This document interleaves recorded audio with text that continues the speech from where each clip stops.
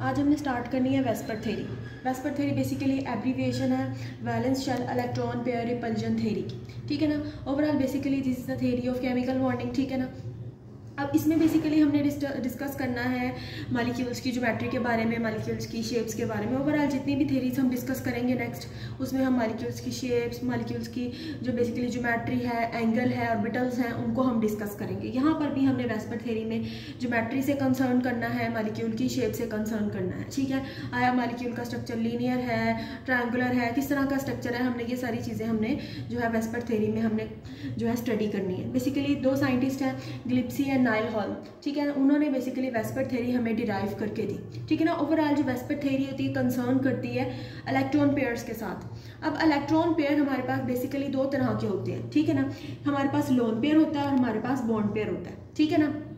अब lone pair basically वो pair है जो कि बॉन्डिंग में हिस्सा नहीं लेता, ठीक है ना। और बॉन्ड पेयर वो है जो कि दो या दो से ज़्यादा एटम्स के दरमियान बॉन्ड बनाने में हिस्सा लेता है, ठीक है ना। For example simple H single bond H, so this is a bond pair between the two hydrogens, ठीक है ना।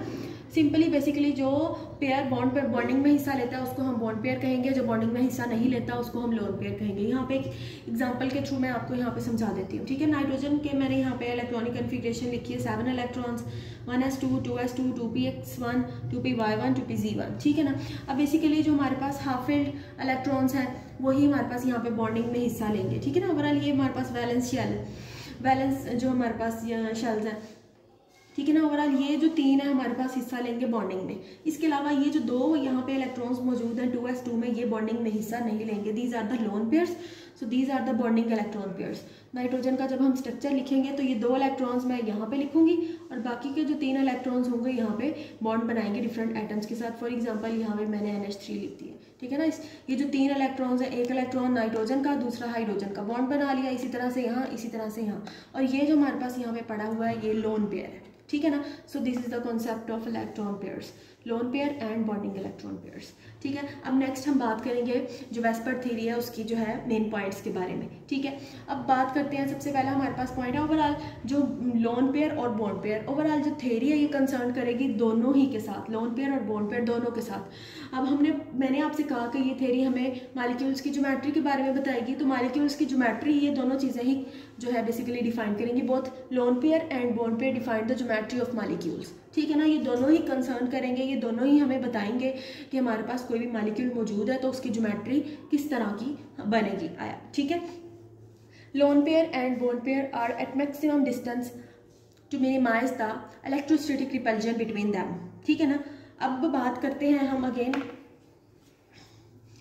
बात करें इलेक्ट्रॉन पेयर्स के बारे में। लोन पेयर भी इलेक्ट्रॉन्स हैं एंड बॉन्ड पेयर भी इलेक्ट्रॉन्स हैं, ठीक है। अब इलेक्ट्रॉन्स बेसिकली कैरी करते हैं इलेक्ट्रॉन्स जिनके ऊपर चार्ज होता है नेगेटिव। लोन पेयर भी इलेक्ट्रॉन है, बॉन्ड पेयर भी इलेक्ट्रॉन्स है, ठीक है ना। अब चूंकि दोनों के ऊपर, इसके ऊपर भी चार्ज नेगेटिव, इसके पास भी इलेक्ट्रॉन्स है, इसके पास भी इलेक्ट्रॉन है, दोनों के पास चार्ज क्या है, नेगेटिव। सो जब नेगेटिव लाइक चार्जेस हैं बेसिकली एक दूसरे को क्या करते हैं, रिपेल करते हैं, ठीक है ना।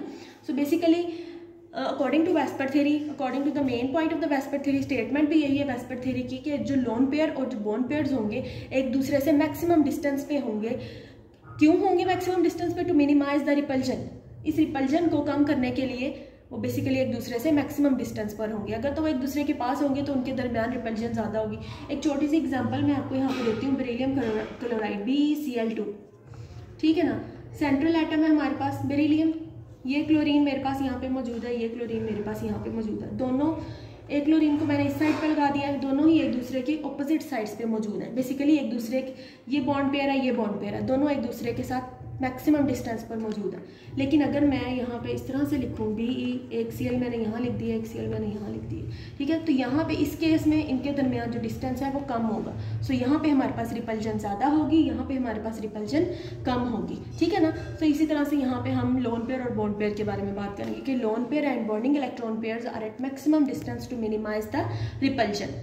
नेक्स्ट हमारा पॉइंट है कि हमारे पास लोन पेयर और जो लोन पेयर मौजूद होंगे, ठीक है ना। किसी भी स्ट्रक्चर के अंदर जब हमारे पास लोन पेयर मौजूद होंगे उनकी आपस में रिपल्जन ज़्यादा होगी, ठीक है ना, as compare to lone pair and bond pair, ठीक है ना।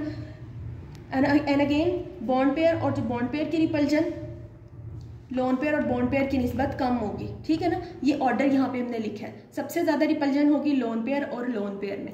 अब इसका रीज़न क्या है? इसका रीज़न ये है कि हमारे पास जो लोन पेयर होते हैं, lone pair occupy more space as compare to bonding electron pair. अब इसका क्या मतलब है, lone pair occupy more space? इसका मतलब ये होगा कि हमारे पास किसी भी स्ट्रक्चर के ऊपर जो लोन पेयर होता है एक एटम के ऊपर पड़ा होता है, ठीक है ना। लोन पेयर मैंने आपसे कहा कि वो हमारे पास पेयर होगा जो कि बॉन्डिंग में हिस्सा नहीं लेता। अगेन मैं नाइट्रोजन की एग्जांपल लूँ, यहाँ पे NH3 की एग्जांपल लेती हूँ, ठीक है। ये N, ये H, ये 3, ठीक है ना। मैंने यहाँ पे जो है अमोनिया की एग्जांपल ले ली है, ठीक है। ये लोन पेयर यहाँ पे पड़ा हुआ है, ठीक है। This is the lone pair, this is, ये बॉन्ड पेयर है, ये बॉन्ड पेयर है, ये बॉन्ड पेयर है। तो होगा क्या, loan pair occupy more space. Occupy more space क्यों? क्योंकि under the influence of nitrogen है सिर्फ। लेकिन जो bonding electron pair under the influence of 2 atoms है, नाइट्रोजन का भी इन्फ्लुएंस है और हाइड्रोजन का भी इन्फ्लुएंस है। लेकिन जो लोन पेयर है वो तो बॉन्डिंग में हिस्सा ले ही नहीं रहा, उसमें बेसिकली इन्फ्लुएंस सिर्फ एक न्यूक्लियाई का है जो कि नाइट्रोजन है, ठीक है ना। अब लेकिन इस बॉन्डिंग इलेक्ट्रॉन पेयर में हमारे पास इन्फ्लुएंस 2 एटम्स का है, ठीक है ना। इसीलिए हम कहते हैं कि जो lone pair occupy more space as compare to bonding electron pair, इसी वजह से हमारे पास जो लोन पेयर और बॉन्डिंग इलेक्ट्रॉन पेयर है उनके अंदर जो रिपल्सिव फोर्स, जो लोन पेयर की आपस की रिपल्सिव फोर्सेज होती हैं वो ज़्यादा होती हैं as compare to lone pair and bond pair, ठीक है। ठीक है, अब इसी तरह से नेक्स्ट हमारा जो पॉइंट है, एज द हमारे पास जो इंटरपेयर एंगल जो है इंक्रीज होता है, रिपल्सिव फोर्स कम होती है। एंगल इंक्रीज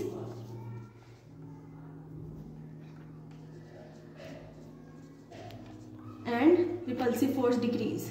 जैसे जैसे हमारे पास जो है एंगल बढ़ेगा,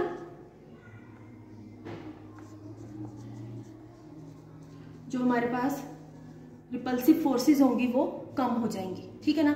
अब आपको पता ऑब्वियस सी बात है कि जैसे जैसे हमारे पास मॉलिक्यूल के स्ट्रक्चर के अंदर एंगल बढ़ेगा, उनके अंदर जो फोर्सेस हैं, रिपल्सिव फोर्सेस हैं आपस के जो एटम्स के साथ, वो ऑब्वियस सी बात है कि कम हो जाएंगी, ठीक है। नेक्स्ट हम बात करेंगे, नेक्स्ट हमारा जो पॉइंट है वो है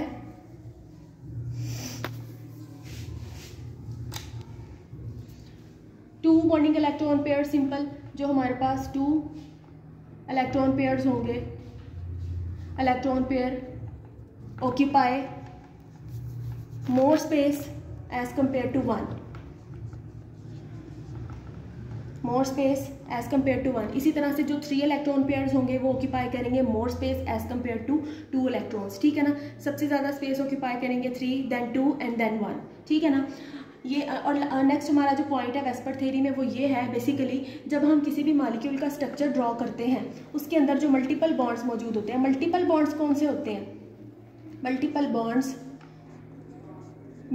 bonds basically single bond, double bond, triple bond, ठीक है ना। Double bond and triple bond are the multiple bonds. Multiple bond behave as single electron, single pair या सिंगल यूनिट हम बात कर लेंगे, ठीक है ना। अब चूंकि हमने किसी भी मॉलिक्यूल की ज्योमेट्री ड्रॉ करनी है, ठीक है ना। अब स्ट्रक्चर जब हम ड्रॉ करेंगे, अब किसी भी स्ट्रक्चर के अंदर अब कोई मॉलिक्यूल हमारे पास है जिसके अंदर डबल बॉन्ड मौजूद है या फिर ट्रिपल बॉन्ड मौजूद है, जब हम उसका स्ट्रक्चर ड्रॉ करेंगे तो बेसिकली हम उसको एक सिंगल बॉन्ड से ही शो करेंगे, क्योंकि स्ट्रक्चर के अंदर, ज्योमेट्री के अंदर हम डबल या ट्रिपल बॉन्ड नहीं बना सकते, ठीक है। इसलिए बेसिकली जब भी हम किसी भी मॉलिक्यूल की ज्योमेट्री लिखेंगे जिनके अंदर डबल बॉन्ड मौजूद होगा या फिर ट्रिपल बॉन्ड मौजूद होगा, तो हम उसको बेसिकली एक सिंगल पेयर के तौर पर, एक सिंगल बॉन्ड के तौर पर ही शो करेंगे, एक सिंगल यूनिट के तौर पर हम उसको शो करेंगे। लास्ट हमारा पॉइंट है बेसिकली वेस्पर थ्योरी के अकॉर्डिंग कि जिस भी स्ट्रक्चर के अंदर लोन पेयर मौजूद होता है, ठीक है ना, लोन पेयर की मौजूदगी की वजह से उस स्ट्रक्चर के अंदर डिस्टॉर्शन होती है। बेसिकली ये पॉइंट आपको मजीद क्लियर हो जाएगा जब हम इसकी एग्जांपल्स करेंगे, जब हम नेक्स्ट इसकी टाइप्स करेंगे, ठीक है ना। लोन पेयर की मौजूदगी की वजह से मॉलिक्यूल का जो एक एक्चुअल स्ट्रक्चर है ना वो डिस्टॉर्ट हो जाता है, अपनी जो इनिशियल जो बेसिकली कंडीशन है, बेसिकली उसके अंदर डिस्टॉर्शन आ जाती है, उसके अंदर बेसिकली कहते हैं ना शक्ल बिगड़ जाना, उस स्ट्रक्चर की जो शेप होती है ना वो चेंज हो जाती है due to the presence of lone pair.